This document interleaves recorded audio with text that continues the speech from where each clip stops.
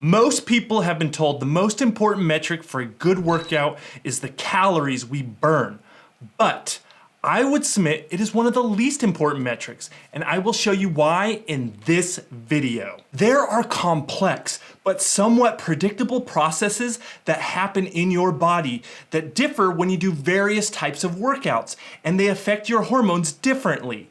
And you can measure the changes in these hormones with each different type of workout. In this video, I measure the most important hormones affected by working out and exercising to show you what happens when you do 4 different types of workouts. I also used equipment to record and monitor each workout to show you how I worked out and how the hormones relate. To do this, I hooked myself up to a blood sugar monitor. And also I took blood tests 5 to 10 minutes before and 10 to 15 minutes after each workout. Each time measuring my growth hormone, testosterone levels, cortisol, and blood glucose or blood sugar levels. And I will explain how all this relates also to your insulin levels. Now, so that you know how I did my workouts, I strapped myself up to this fancy Garmin watch and their heart rate monitor on 4 different days. Each workout was at least 3 days apart, and each workout was a different level of running for 38 minutes. Now this Garmin app that goes along with these devices recorded all my detailed workout stats to show you. And now that I've gone over them, I will show you what happens during each type of workout and why it is important and why and how the hormones fluctuate. Workout number 1. My first workout was to test my hormone levels while doing aerobic running. So I go in and have my baseline blood drawn at 9:13 a.m. on May 1st. That was the first day I started. My cortisol is at 17.4 micrograms per deciliter. My growth hormone is at 2.9 nanograms per milliliter, and my testosterone was at 571. And you don't have to remember that because I'll show you later. Also, you can see on my readout from the device I hooked up to my blood glucose, it starts at around 75 milligrams per deciliter.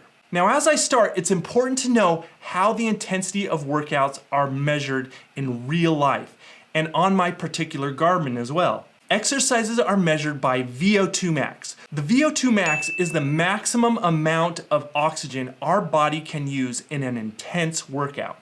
The V02 Max differs from person to person depending on your age and the condition you're in. Now, my Garmin established what my V02 Max is already on a previous day. So here I start very lightly jogging, and I mean very, very lightly, so as to keep my heart rate at 70% of my V02 Max. Why? This is what defines my running as aerobic and any workout as aerobic. Now here I am measuring my blood glucose, and as you can see from this chart and my footage of me running, my blood sugar during the run rises and stays in the 80s for the entirety of the workout. Why is this important? Your body, and all life forms actually, use glucose to create energy. But, and this is important, your body can get different amounts of energy from each glucose molecule. And it can get the most energy from each glucose molecule if it has enough oxygen to run that process, that specific one that gets the most energy out of the glucose. Otherwise, it only gets very little energy from it. When you run at 70% of your VO2 max, you breathe efficiently enough to squeeze the maximum energy of each glucose molecule because you are not requiring more than you're breathing. So aerobic running and exercising is so slow that your breath can keep up with your body's demand for oxygen to get the maximum energy from each glucose. And your body does not need a rush of glucose if you're working out at this low of a level. And so you will see as it keeps my glucose at a very stable level during the whole run. In so doing, I have no need to pant for air and oxygen to try and satisfy my body's high demand to run on its most efficient system. Now, Analyzing my run on Garmin's website, you can see I kept my heart rate mostly in the aerobic or zone 3. Admittedly, this running speed may feel awkward if you aren't used to running this slow. I know for me it did when I first started. A 15-minute, 30-second mile, as you can see I did here, is really slow. Now, even though it may feel weird to run that slow for a lot of people, you will be surprised to see that from my workout at the end, I likely burned 508 calories by running that slow for 38 minutes, which is actually pretty good. You'll see more later. Now, after my workout, I go and get my second blood results. And they show that my cortisol levels actually dropped about 7 points to about 10.5 units. Let me explain. It did this because cortisol is a signal to your body it needs more energy. So it communicates the release of more glucose into the blood while I'm running. It's putting out that cortisol, telling me I need more blood sugar, and my body responds. Which, as I told you, that blood glucose gives you the energy. Now in turn, your body needs that blood glucose in certain tissues. So it releases more insulin as well, which signals to the glucose to go to the appropriate tissues. Basically, glucose goes to fat if you're storing energy, so not during these runs, and muscles if you're burning energy and need more glucose in your muscles. So it's insulin that kind of communicates with your cells what they need. Now this has one huge side effect with insulin, and it's important to know. You see, the problem is more cortisol and insulin you release into the blood, the more hungry your workout makes you in the following days. So that's why these hormones are so important. Now, reading into my results, you can see my body utilized cortisol because it lowered from the beginning to the end. But my body wasn't stressed enough to release a ton of cortisol into the blood like you will see in my future workouts. This is good in that my workout won't make me hungry, yet I still burned about 508 calories as we just saw. Okay, if you paid attention, I just used the word stressed in reference to my workout. Just like your body, when you're stressed in life, it releases a bunch of cortisol. And just like when you're stressed in life, you tend to eat more, or at least some people do.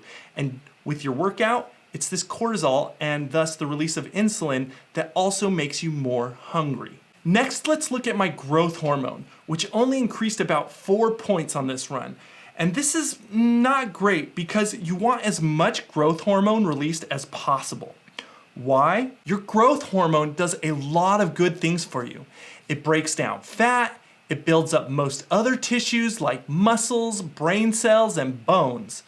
It also increases your body's metabolic rate, and this helps you burn energy when you're at rest just to run your body's normal functions. And growth hormone even has some anti-aging properties as well. While I don't recommend having yourself injected with growth hormone as people artificially do, growth hormone, you still want to increase it as much as you can naturally. Now, for men, this workout is not great when it comes to testosterone. You can see my testosterone went down 41 units as well, which actually isn't too bad because running actually is known to lower testosterone. Now, in case you didn't know, both men and women need testosterone, as low testosterone levels can cause fatigue, depression, irritability, and a loss of libido. And in my future workouts, I'll explain more about testosterone. A quick note, remember, this first workout was an aerobic workout. But people sometimes get this confused because of aerobics classes, which actually are not aerobic workouts. Aerobic classes are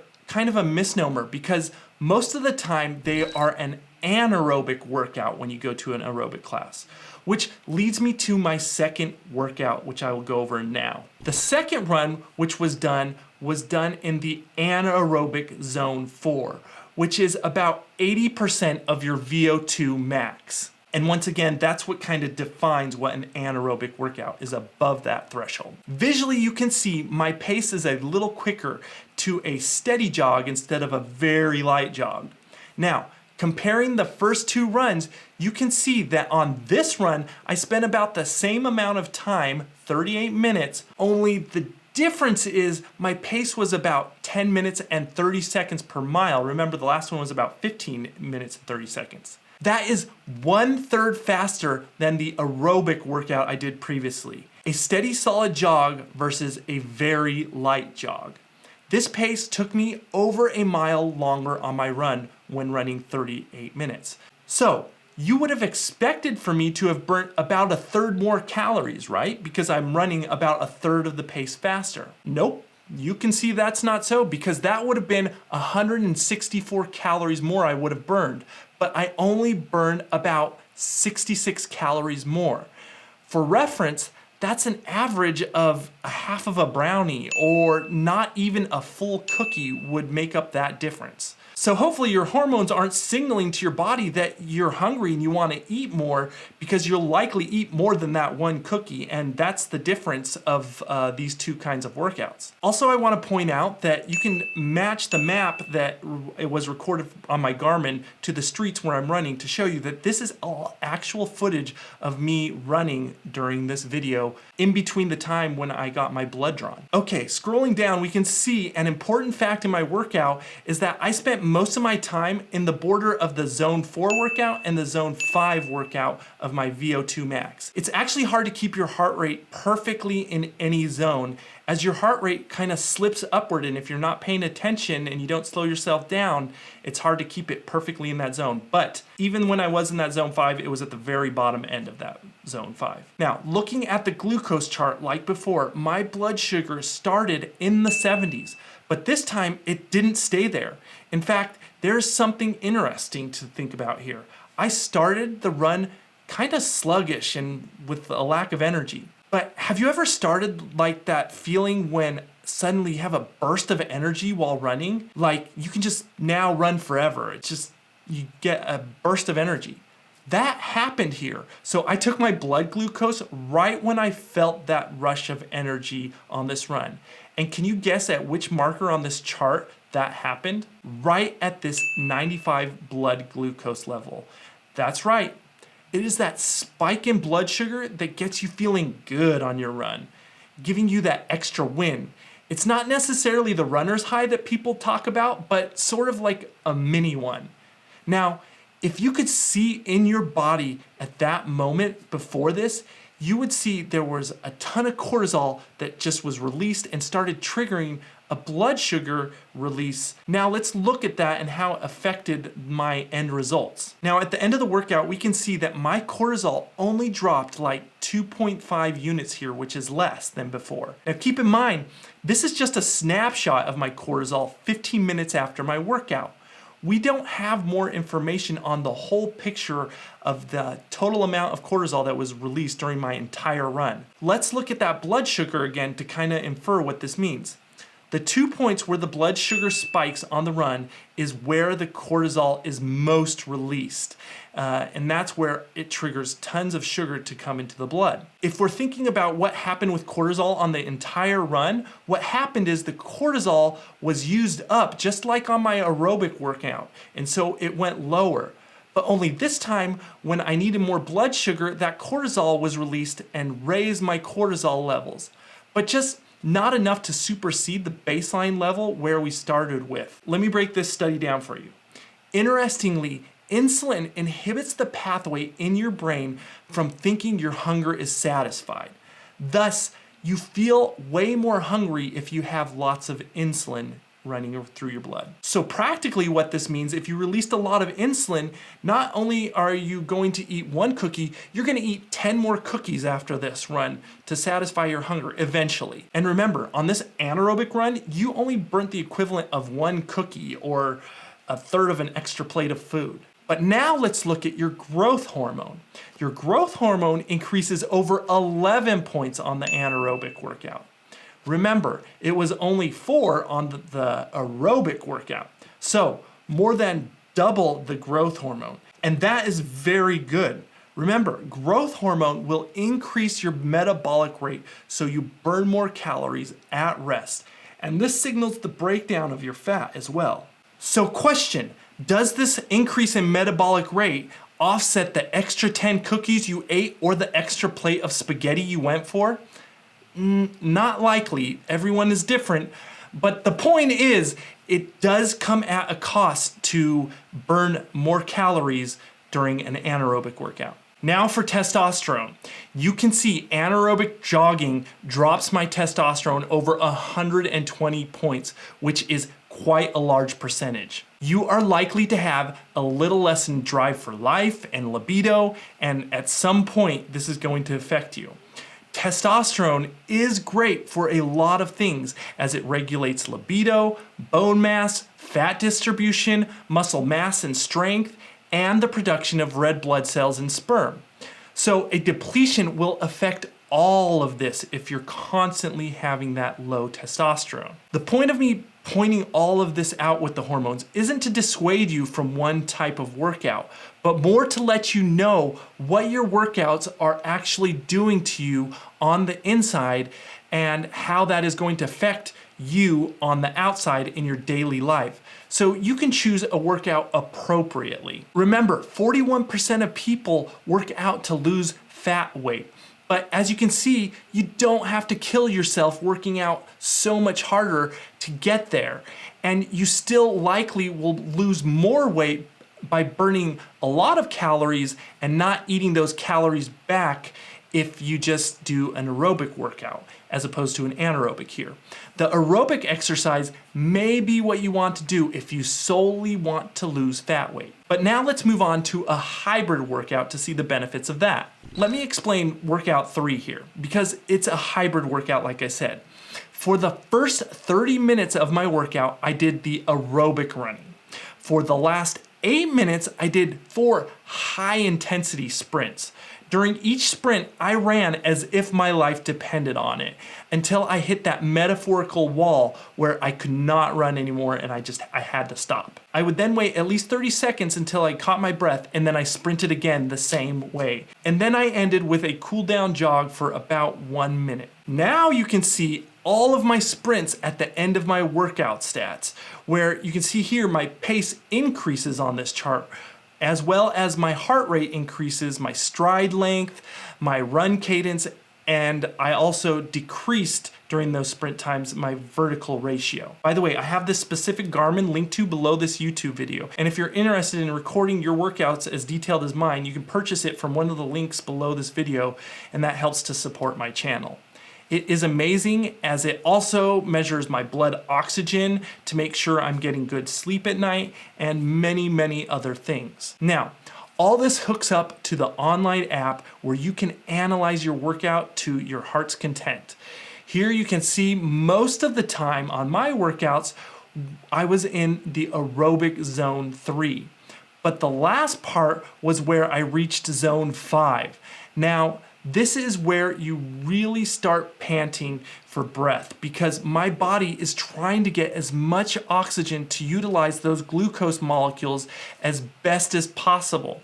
But it mostly will not achieve this. So it will burn the glucose inefficiently, requiring more and more glucose. But it tries, which is why you start to pant for so much air during these workouts. Now, as for my blood sugar, you can see for the most of the run, it was stable between the 80s and the 90s. But when I sprinted, you can see what happens to my blood sugar. It spikes to 120. For reference, you can see after I eat most of my meals, my blood glucose doesn't even spike that high, and that's after breaking down all my food. So you could guess that cortisol is going to be very high because something is pushing all that glucose into the blood, especially because this spike is happening after my workout, honestly about 15 minutes after, not during. And that is why you can see with my blood work that my cortisol increased 6 units as opposed to decreased in some of the other workouts. Now, this is a little tricky because once again, this is a snapshot of my cortisol levels. This likely rises and falls quickly due to the lack of need of glucose while I'm not exercising. Now, this means this cortisol spike on my previous workouts happened during the workout, but I was also burning the sugar at the same time while I was running. Since this third workout, it happened after I was done with the workout, the blood sugar rose a lot higher because I wasn't burning it. So this is showing a higher spike, whereas with cortisol, if we could see the total amount of cortisol released over the whole workout, it would likely be equivalent to that of the anaerobic workout, give or take a little bit. And you would likely have a slightly increased hunger level as well here as you would have with the anaerobic workout. I can also likely predict and infer that the total cortisol levels were higher by the total testosterone levels. And this is not free testosterone that we're testing, but total testosterone. Because total testosterone has an inverse relationship during exercise to cortisol, according to scientific journals. So basically what this means is if you take the total testosterone, you can assume that the lack of testosterone means you had a much higher total cortisol over the whole workout as well. Now, from this workout, you can see my testosterone is seemingly unaffected. Now, to be fair, testosterone was likely decreased during the first 30 minutes as it was an aerobic workout just like my first workout. But those high intensity sprints at the end brought the testosterone levels back even slightly higher than my baseline testosterone. Short, intense bursts of physical activity like sprints and weightlifting increase your testosterone.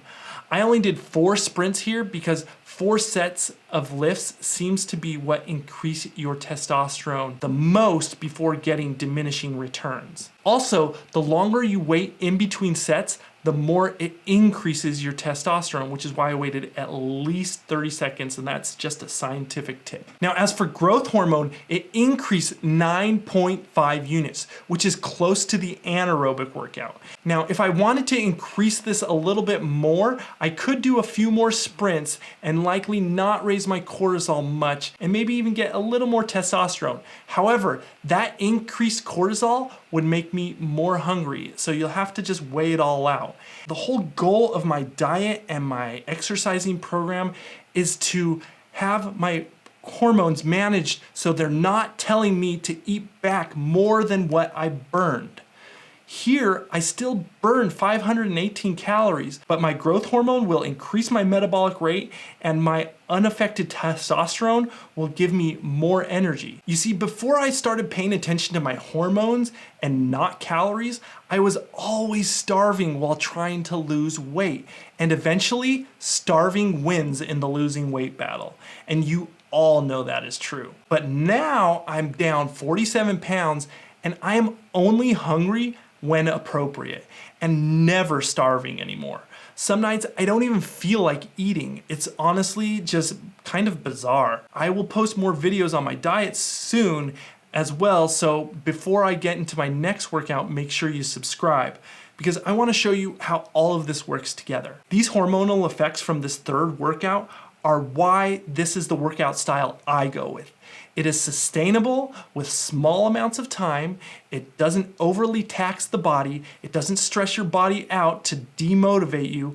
And it gets results that exceed most people's expectations. To review, a few times a week, I aerobically work out and end with a short, high-intensity workout or lift weights for more muscle growth and more testosterone. Now, my last workout is how I used to work out.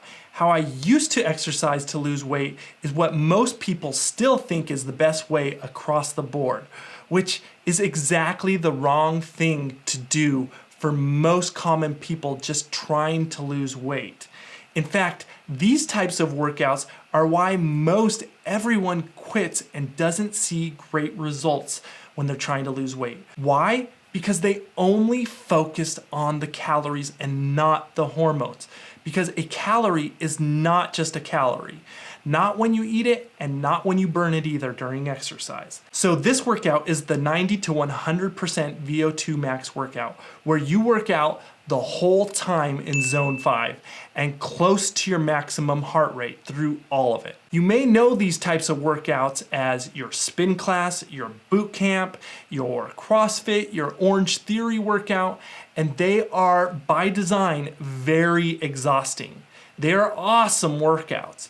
If, and this is a big if you are trying to become an athlete. To lose weight and achieve the ultimate athletic goals with these types of workouts, you have to have the excess time for this and you have to live for what is, for most people, an unsustainable lifestyle. In essence, you need all the resources to satisfy the hormonal changes that will come due to this type of workout. Most people that are successful with this style of workouts have the time because it's a large part of your life, and you're gonna need to eat more, sleep more, and work out more. Even if you are one of the athletic people that have what it takes to live this kind of lifestyle, for most people, it just ends up not being a lifelong strategy. So this run was exhausting. As you can see, I stayed almost the whole time in that red zone 5.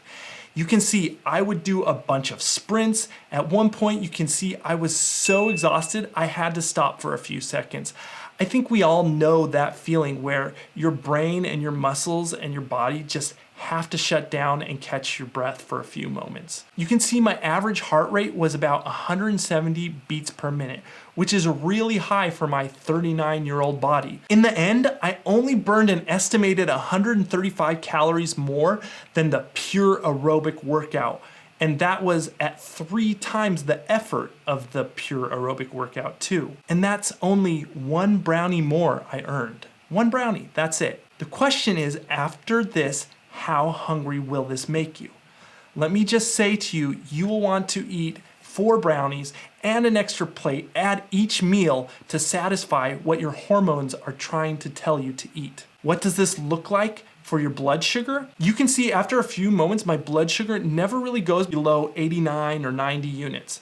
And the end of my workout, it is in the hundreds the whole time instead of quick spikes above 100 you saw in some of my other workouts. Perhaps the spikes don't look as big either because unlike my last workout, I am quickly burning a lot of that glucose that is rapidly being released by the cortisol. So I'm expecting this to really raise my cortisol due to the fact that it appears that cortisol was being released in high quantities during the whole workout and during the entire time. In fact, you can see that is exactly what happened. At this snapshot, 15 minutes after my workout, my cortisol went up 9 units. Once again, to uptake all that glucose that is released into my blood from this cortisol, it takes that much more insulin too. Insulin, in turn, with cortisol is what makes you hungry, and I can attest that I was starving the whole day after this workout. I hadn't been that hungry in at least a year since I started this. One quick side note is that I never work out like this anymore, but I was still conditioned enough for the most part to keep up with the whole workout, even though I hadn't been doing this workout to try and condition myself. All the conditioning I needed to complete this workout came from my hybrid workout of that 30 minutes aerobic and high intensity training at the last little bit of each workout. Now, you can see I only rested for like 30 seconds through this whole time. So now back to cortisol. Remember, it is your body's stress response. Your body does not like stress. Your body has a way of remembering and will resist future workouts of the same magnitude because it remembers where all that stress and cortisol came from. Therefore, it takes a lot of willpower to overcome, making that even more difficult to do a sustained lifetime of these kinds of workouts. But now for the good part of this workout. The great hormonal feature about this workout is it increases your growth hormone 20 units. That is incredible, and athletes need all that growth hormone. The question is, do you need that much growth hormone?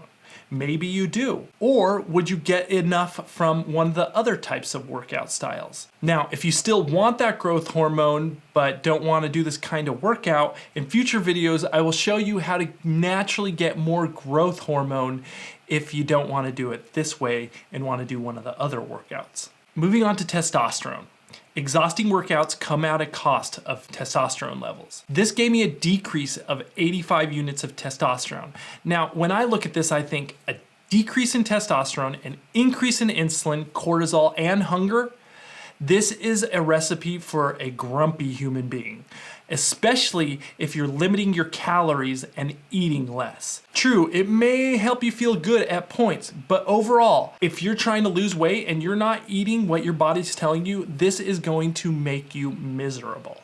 Remember, all 4 of these workouts pay you in different sorts of ways. While calories are important, they're almost the least important when deciding the difference between the three of them. Don't count your calories, count your hormones.